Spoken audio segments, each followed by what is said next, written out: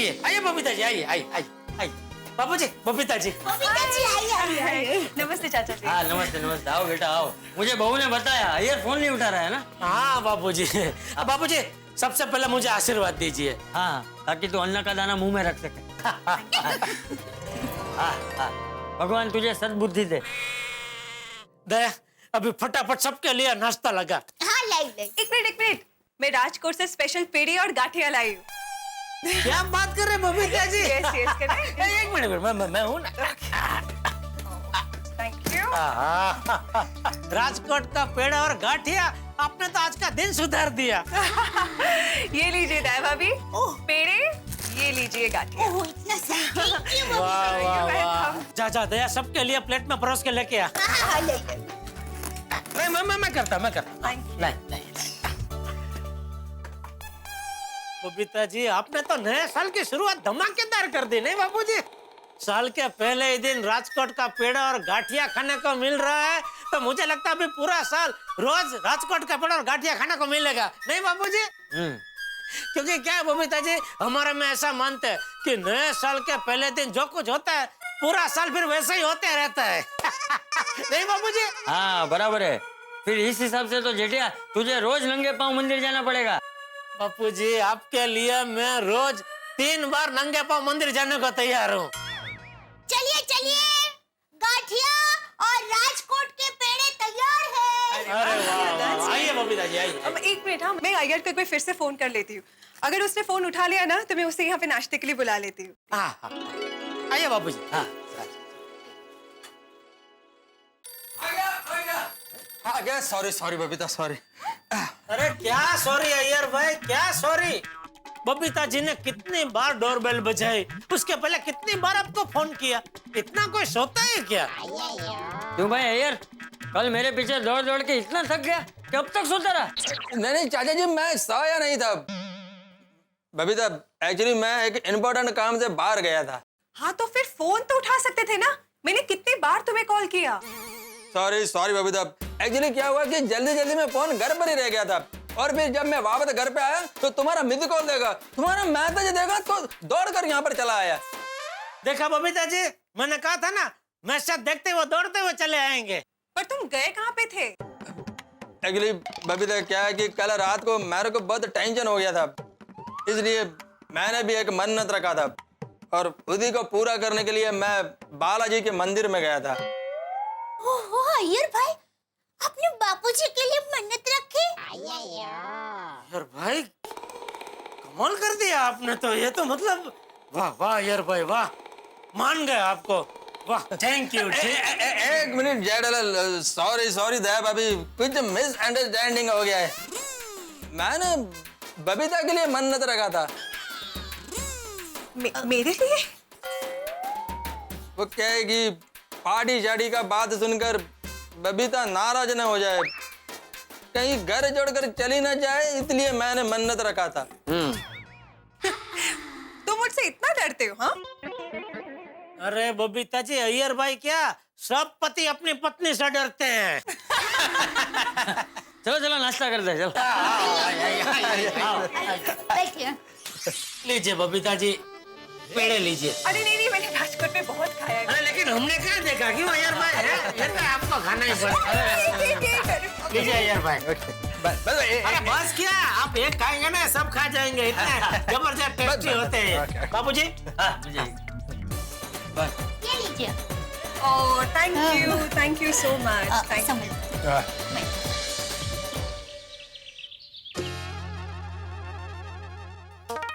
तारक, ये लीजिए, ताजा फ्रूट खाइए। फ्रूट मैं बाद में खाऊंगा, क्योंकि अभी मैं बहुत फ्रूटफुल काम कर रहा हूँ। हे, फ्रूटफुल? कैलेंडर में क्या फ्रूटफुल कर रहे हैं? 2015 की खुशियाँ ढूंढ रहा हूँ। 2015 की खुशियाँ ढूंढ रहे हैं, वो भी कैलेंडर में? मतलब? अरे भाई, खुशियाँ तो कैलेंडर में मिलती है। अच्छा मुझे एक बात बताओ, आदमी को सबसे ज्यादा खुशी किस बात से होती है? बीवी मायके जाने की जिद ना करे उस बात की। अंजलि, ये तो सजा देने वाली बात हो गई। क्या? अरे भाई, मजाक कर रहा हूँ। मेरे कहने का मतलब, नौकरी पेशा इंसान को सबसे ज्यादा खुशी किस बात से होती है? ऑफिस में एक्स्ट्रा आवर्स काम ना करना पड़े उस बात की। बिल्कुल, लेकिन ज्यादा खुशी तब होती है जब बिल्कुल काम नहीं करना पड़े, यानी कि छुट्टी, हॉलिडे। छुट्टी की। और हाँ, 2015 में कितनी छुट्टियां, I mean, कितनी खुशियां मिलने वाली है, बस वही ढूंढ रहा हूँ। अच्छा, तो मिस्टर मेहता छुट्टियों वाली खुशियां ढूंढ रहे हैं, वो भी कैलेंडर में। तो हमें भी तो बताइए कि इन 365 दिन में कितनी खुशियां मिलने वाली है। भाई पूरा कैलकुलेशन तभी मैं कर रहा हूँ, लेकिन एक बाय एंड लार्ज अंदाजे से साल में 52 हफ्ते होते हैं। तो 52 संडे तो ये हो गए, 52 छुट्टियां। उसके बाद जनवरी में देखो, अब मकर संक्रांति है, ईद ए मिलाद है, 26 जनवरी है, फिर मार्च में होली आ जाएगी, उसके पहले महाशिवरात्रि। ये सब मिला के मुझे लगता है कि काफी छुट्टियां हो जाएंगी। एक मिनट, यूं एक एक मत गिनवाइए, एक साथ बता दीजिए ना कितनी छुट्टियां हैं। सारा कैलकुलेशन तो एक साथ एग्जैक्टली तो नहीं पता, लेकिन बाय एंड लार्ज मैं सोचता हूँ कि देखो 52 संडे तो मैंने तुम्हें बताया, 52 तो वो छुट्टियां, और फिर यहाँ तक मेरा अंदाज है 20-25 फेस्टिवल्स और नेशनल हॉलीडेज ये हो जाएंगे। और 2 खुशियों का नुकसान हो गया अंजलि। वो कैसे? अरे गणेश चतुर्थी और दही हांडी दोनों इस बार संडे को आ रही है, हो गया ना 2 छुट्टियों का नुकसान। ओफो। अंजलि को छुट्टी लेनी हो तो कैजुअल लीव है, मेडिकल लीव है, और ये सब छुट्टियां तो मिलती रहती है ना। करेक्ट। अगर इस हिसाब से देखा जाए तो 365 दिन में से हमें 100 या 125 दिन की छुट्टियां तो यूं ही मिल जाती है ना? हाँ, मतलब खुशियां ही खुशियां। लेकिन यही बात अगर सबके बॉस को पता चल गई तो वो तो सोच में पड़ जाएंगे ना कि मेरी ऑफिस के कर्मचारी आधा साल काम करते हैं और पूरे साल की पगार लेते हैं। अभी तो बॉस भी तो छुट्टियां मनाता है, वो भी तो आधे साल काम करता है। लेकिन फिर भी तुमने सही कहा, बॉस को ये बातें पता नहीं चलनी चाहिए, वरना कहेगा तुम काम करो, हम नहीं करेंगे। पर मुझे तो पता चल गया। अब आप मुझे जवाब दीजिए कि आप लोगों को इतनी सारी छुट्टियां मिलती है और हम पत्नियों को घर के काम से कहाँ छुट्टियां मिलती है? 365 दिन काम करती ही रहती है। आपको नहीं लगता तारक कि हर पति को अपनी पत्नी के बारे में भी सोचना चाहिए? इतनी सारी छुट्टियां मिलती है तो पत्नी को भी घूमने ले जाना चाहिए, कभी कभी पत्नी के साथ उसके मायके जाके रहना चाहिए, और कभी कभार पत्नी के नजरिए से भी दुनिया देखनी चाहिए, है ना? भाई ससुराल जाने में कोई खुशी मिलती है क्या अंजलि? कैसी बातें कर रही हो? नहीं, मजाक कर रहा हूँ। मेरे कहने का मतलब ये अंजलि कि खुशियां मनाने के लिए कहीं जाने की क्या जरूरत है, घूमने फिरने की क्या जरूरत है? भाई हमारा देश तो उत्सवों का देश है ना, हर दिन खुशी मिल सकती है। कितने उत्सव है, कितने त्योहार है हमारे देश में। 15 अगस्त, 26 जनवरी जो हमारे नेशनल हॉलीडेज है, उस वक्त देशभक्ति का रंग चढ़ जाता है। जब हम होली मनाते हैं तो चारों तरफ होली के रंग, दिवाली मनाते हैं तो पटाखे, मिठाइयां, नए कपड़े, रक्षाबंधन पे बहनें भाइयों को राखी बांधती है, कितने त्योहार। अरे भाई पूछिए मत, ईद पे हम एक दूसरे से गले मिलते हैं। हर त्योहार, हर फेस्टिवल पे देश में एक नया रंग होता है। वही तो, हमारे देश की धरती और आसमान हमेशा खुशियों के रंगों से भरा होता है। बिल्कुल। और देखिए ना, आज 14 जनवरी है, मकर संक्रांति। आज तो पूरे आसमान में रंग बेरंगी पतंग ही पतंग दिखेंगे।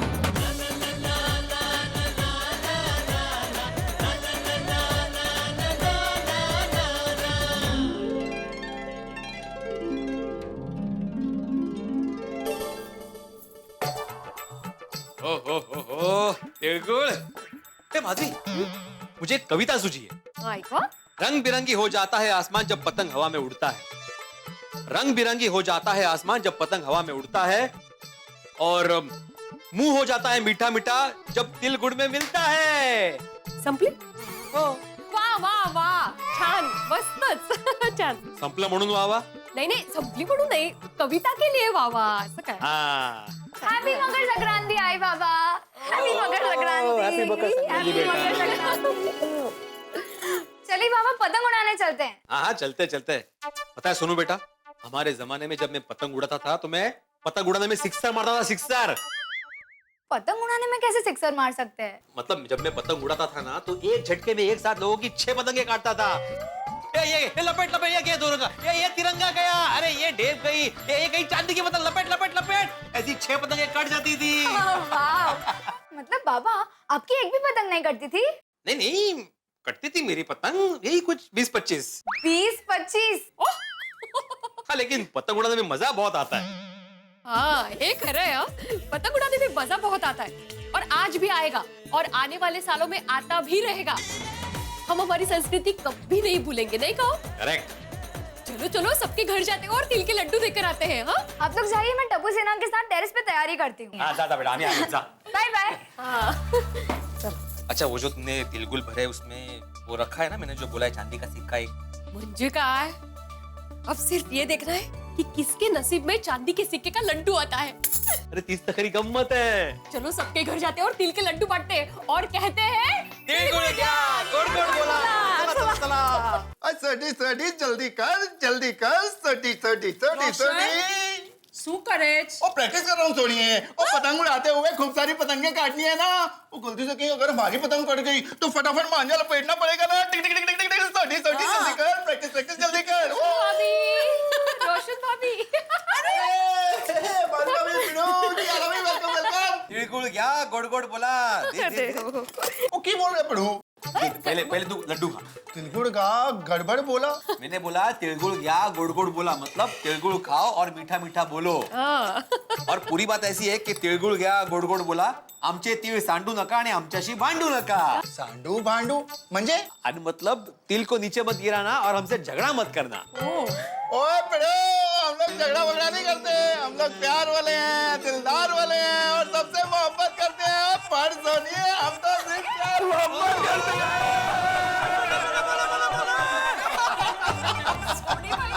हाँ, और हमारी सोसाइटी में तो इतना प्यार है तो कोई किसी से झगड़ा क्यों करेगा? और तिल के लड्डू में तो इतनी मिठास होती है कि दुश्मन को भी खिला दो ना तो वो भी मिट्टू मिट्टू बोलो अलग से। एकदम तेरे जैसे सोनिए मिट्टू मिट्टू। हाँ लेकिन ये लड्डू संभल कर खाना क्यों? हम लोगों ने ना किसी एक लड्डू में चांदी का सिक्का छुपाया है। अब देखना ये है कि किसके नसीब में ये चांदी का सिक्का निकलता है। भिड़े मास्टर, माना कि हमारे लड्डू में अभी तक चांदी का सिक्का नहीं निकला, लेकिन हम लोग बहुत नसीब वाले हैं। इतने बढ़िया लड्डू जो खाने को मिल रहे हैं। क्यों बेटा? डोंट वरी पापा, अभी निकलेगा। अरे हड़ू पाड़ा, अरे निकल जाओगे चांदी का सिक्का। Right baby. Baby Gandhi ji कहते थे हर निवाले को 32 बार चबाकर खाना चाहिए। Good boy. क्या बोले? गोली ने कहा कि वो चबाकर ही खा रहा है। ओह अच्छा That's such a lovely question. सवाल था क्या क्या सवाल पूछा?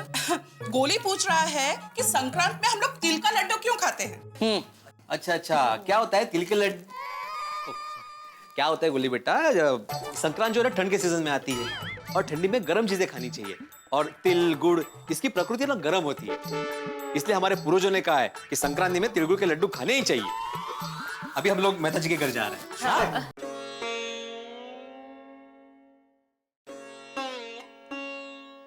मेहता साहब खाइए ना लड्डू को, क्या सोच रहे हैं आप?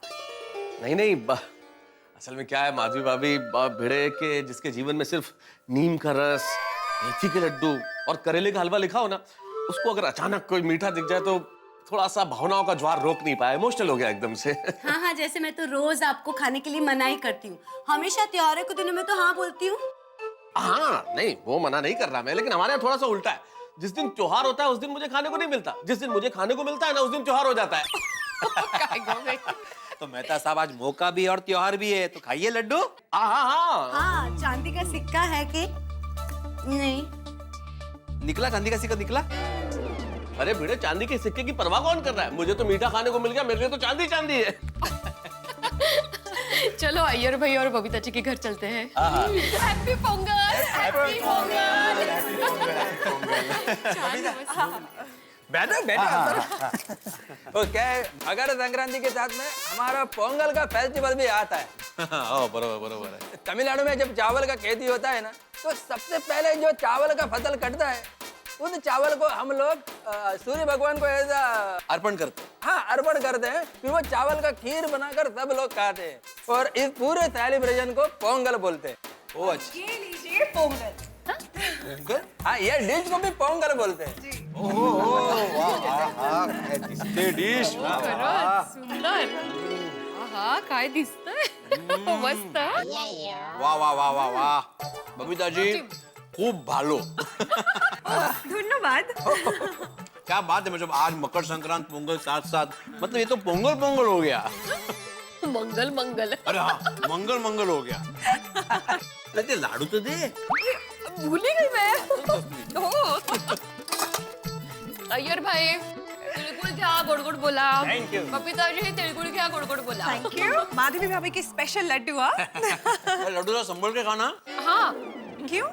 क्योंकि हम लोगों ने किसी एक लड्डू में चांदी का सिक्का छुपाया है, तो देखना ये है कि किसके नसीब में ये चांदी का सिक्का आता है। ओके देखते हैं। आया आया। मेरे पास तो नहीं है, तुम्हारे पास आया? ना इल्ले सॉरी। जेठालाल, मुझे कन्नी बांधना नहीं आता, जरा सिखाओ ना। एक ही पतंग लेके आए हो? हाँ, मैं अकेला हूँ ना। क्या पोपटलाल तुम भी, मैं तुम्हें कभी कन्नी बांधना सिखाऊंगा, कब तुम सीखोगे, कब तुम पतंग उड़ाओगे, तब तक तो उत्तरायण खत्म हो जाएगी भाई। हाँ ये डिब्बे, ये सब तैयारी उत्तरायण के 3-4 दिन पहले ही कर लेनी चाहिए, तो ही उत्तरायण का मजा आता है। तो ये देखो मैंने 3-4 दिन पहले सब तैयारी करके रखी है। अरे वाह, तो फिर मैं इसी में से उड़ाऊंगा। हैप्पी मकर संक्रांति सबको। चाचा जी, हैप्पी मकर संक्रांति। खुश रहो खुश रहो, हमेशा पतंग की तरह आसमान में उड़ो, रिश्तों की डोर को पकड़ के रखो, जीवन रंगीन हो जाएगा। थैंक यू चाचा जी। तिळगुळ घ्या, गोड गोड बोला। तिळगुळ घ्या, गोड गोड बोला। पोपट भाऊजी, आपको भी Jethabhai. Thank you thank you Bhide बैठिंग। और लड्डू को जरा संभल के खाना, इसमें क्या हुआ है डिब्बे? अरे पोपट भाई क्या हुआ? ये तिल के लड्डू खा के सब वाह बोलते हैं, आप आ क्यों कर रहे हैं? मेरे लड्डू में चांदी का सिक्का। अरे मेरे लड्डू में चांदी का सिक्का निकला। अरे यही तो मैं कहने वाला था कि जरा संभल के खाना, इसमें हमने चांदी का सिक्का छुपाया हुआ है। हाँ। देखने वाले थे किसके नसीब में है। पोपट भाऊजी, अभिनंदन अभिनंदन। वाह वाह वाह, ये सिक्का मेरे नसीब में निकला। वाह पोपटलाल, बहुत नसीबदार हो तुम, हर चीज में नसीबदार हो, खाली एक। पोपट भाई, ये तो शुभ संकेत है। जिनको चांदी मिलती है ना, उनकी तो चांदी ही चांदी हो जाती है। और मुझे ऐसा लगता है कि 2015 आपके लिए बहुत अच्छा जाएगा। इस साल तो आपकी शादी पक्का होगी ही होगी। भाभी, आपके मुंह में घी शक्कर, आपने बोला तो पक्का हो जाएगी। अरे आप सब खड़े क्यों? अपना मुंह मीठा कीजिए। आप सब लोग यहाँ क्या कर रहे हो? चलो जल्दी, सब लोग टेरेस पर आ गए हैं। आज तो पूरा आसमान पतंगों से भर गया है। आज हमें सबकी पतंगे काटनी है और चिल्लाना है। मकर संक्रांति के इस मस्ती और पावन भरे शुभ अवसर पर प्रस्तुत है आपके लिए हमारे माननीय प्रधानमंत्री श्री नरेंद्र मोदी जी द्वारा लिखित, इस खास अवसर के लिए लिखित एक कविता के कुछ अंश।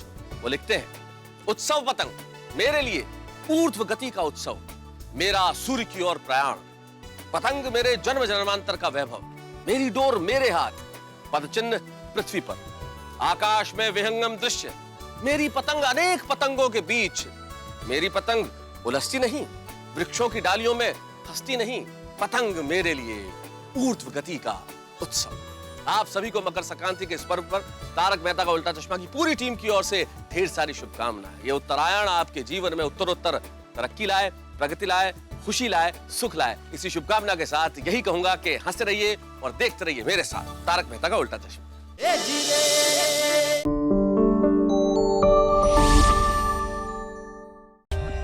For more updates, subscribe to our channel, click the show links and enjoy watching the videos.